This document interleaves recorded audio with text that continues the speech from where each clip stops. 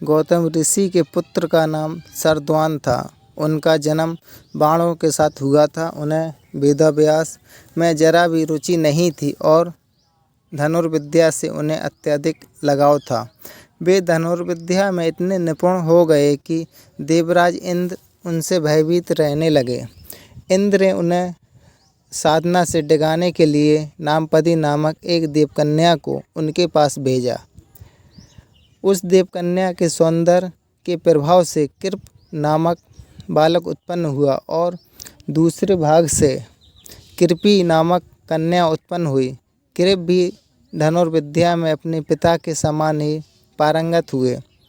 भीष्म ने इन्हीं कृप को पांडवों और कौरवों की शिक्षा दीक्षा के लिए नियुक्त किया और वे कृपाचार्य के नाम से विख्यात हुए। कृपाचार्य के द्वारा पांडवों तथा कौरवों की प्रारंभिक शिक्षा समाप्त होने के पश्चात अस्त्र शस्त्र की विशेष शिक्षा के लिए भीष्म जी ने द्रोण नामक आचार्य को नियुक्त किया। द्रोण के साथ पृषत नामक राजा के पुत्र द्रुपद भी शिक्षा प्राप्त कर रहे थे तथा दोनों में प्रगाढ़ मैत्री हो गई। उन्हीं दिनों परशुराम अपनी समस्त संपत्ति को ब्राह्मणों में दान करके महेंद्राचल पर्वत पर तप कर रहे थे। एक बार द्रोण उनके पास पहुँचे और उनसे दान देने का अनुरोध किया। इस पर परशुराम बोले, वत्स, तुम विलंब से आए हो। मैंने तो अपना सब कुछ पहले से ही ब्राह्मणों को दान में दे डाला।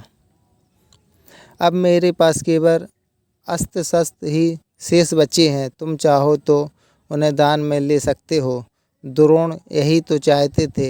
अतः उन्होंने कहा, हे गुरुदेव, आपके अस्त्र शस्त्र प्राप्त करके मुझे अत्यधिक प्रसन्नता होगी, किंतु आपको मुझे इन अस्त्र शस्त्रों की शिक्षा दीक्षा देनी होगी तथा विधि विधान से भी बताना होगा। इस प्रकार परशुराम के शिष्य बनकर द्रोण अस्त्र शस्त्रादि सहित समस्त विद्याओं के अभूतपूर्व ज्ञाता हो गए। शिक्षा प्राप्त करने के पश्चात द्रोण का विवाह कृपाचार्य की बहन कृपी के साथ हो गया। कृपी से उनका एक पुत्र हुआ। उनके उस पुत्र के मुख से जन्म के समय अश्व की ध्वनि निकली, इसलिए उनका नाम अश्वत्थामा रखा गया। किसी प्रकार का राजाश्रय प्राप्त न होने के कारण द्रोण अपनी पत्नी कृपी तथा पुत्र अश्वत्थामा के साथ निर्धनता के साथ रह रहे थे।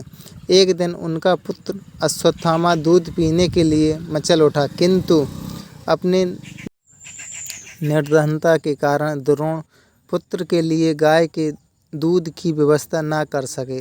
अकस्मात उन्हें अपने बाल्यकाल के मित्र राजा द्रुपद का स्मरण हो आया, जो कि पांचाल देश के नरेश बन चुके थे। द्रोण ने द्रुपद के पास जाकर कहा, मित्र, मैं तुम्हारा सहपाठी रह चुका हूँ। मुझे दूध के लिए एक गाय की आवश्यकता है और तुमसे सहायता प्राप्त करने की अभिलाषा लेकर मैं तुम्हारे पास आया हूँ। इस पर द्रुपद अपनी पुरानी मित्रता को भूलकर तथा स्वयं के नरेश होने के अहंकार में बस में आकर द्रोण पर बिगड़ उठे और कहा, तुम्हें मुझको अपना मित्र बताते हुए लज्जा नहीं आती? मित्रता केवल समान वर्ग के लोगों में होती है। तुम जैसे निर्धन और मुझ जैसे राजा में नहीं। अपमानित होकर द्रोण वहाँ से लौट आए और कृपाचार्य के घर गुप्त रूप से रहने लगे। एक दिन युधिष्ठिर आदि राजकुमार जब गेंद खेल रहे थे तो उनकी गेंद एक कुएं में जा गिरी। उधर से गुजरते हुए द्रोण से राजकुमारों ने गेंद को कुएं से निकालने लिए सहायता मांगी। द्रोण ने कहा, यदि तुम लोग मेरे तथा मेरे परिवार के लिए भोजन का प्रबंध करो तो मैं तुम्हारा गेंद निकाल दूंगा। युधिष्ठिर बोले, देव, यदि हमारे पितामह की अनुमति होगी तो आप सदा के लिए भोजन पा सकेंगे। द्रोणाचार्य ने तत्काल एक मुट्ठी सीख लेकर उसे मंत्र से अभिमंत्रित किया और एक सींग से गेंद को छेदा, फिर दूसरे सींग से गेंद में फंसे सींग को छेदा। इस प्रकार सींग से सींग को छेदते हुए गेंद को कुएं से बाहर निकाल दिया।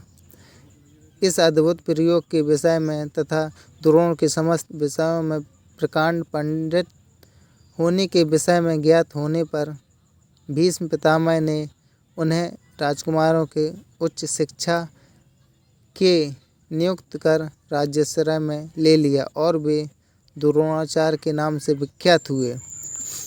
कैसी लगी दोस्तों ये धार्मिक कहानी, कमेंट करके ज़रूर बताएं और हमारे YouTube चैनल को सब्सक्राइब करें।